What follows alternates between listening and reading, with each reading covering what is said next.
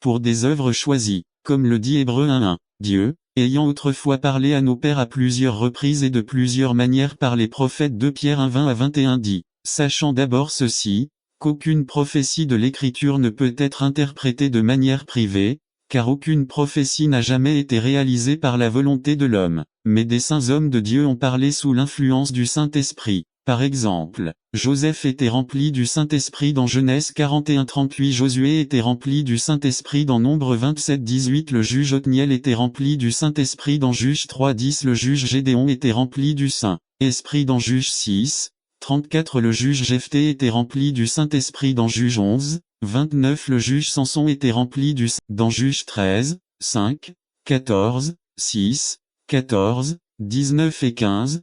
14 Salomon était rempli de l'Esprit de Dieu dans 1 Samuel 19:10, David a été rempli de l'Esprit de Dieu dans 1 Samuel 16:13. Ici, Joël attend avec impatience le moment où Jésus apportera la nouvelle alliance. Matthieu 26:27-28 dit, et il prit la coupe, et après avoir rendu grâce, il la leur donna, en disant, buvez-en tout, car ceci est mon sang de la nouvelle alliance, qui est versé pour beaucoup pour la rémission des péchés. Sous la nouvelle alliance, le Saint-Esprit serait répandu sur toute chair, sur vos fils et filles, et sur vos aînés, et quiconque invoquera le nom du Seigneur sera sauvé. L'arrivée du Saint-Esprit a été prophétisée par Jésus dans Actes 1:4-5 qui dit, et pendant qu'ils étaient ensemble, je leur commandai de ne pas s'éloigner de Jérusalem, mais d'attendre la promesse du Père, que vous avez entendue de la bouche de Jésus moi, car Jean a certainement baptisé d'eau, mais vous serez baptisés du Saint-Esprit et de feu n'attendez pas qu'il soit trop tard.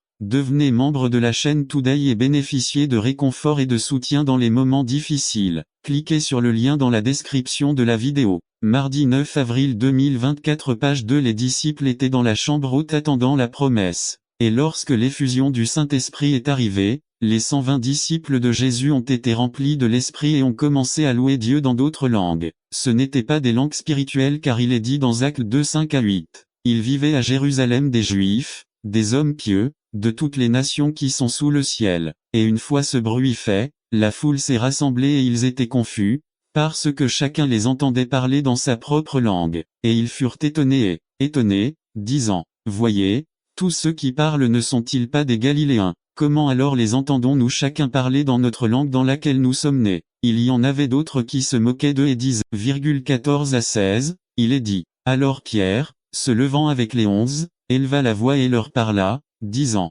hommes juifs, et vous tous qui habitez à Jérusalem, que cela soit connu toi, et écoute mes paroles, parce qu'on ne les boit pas,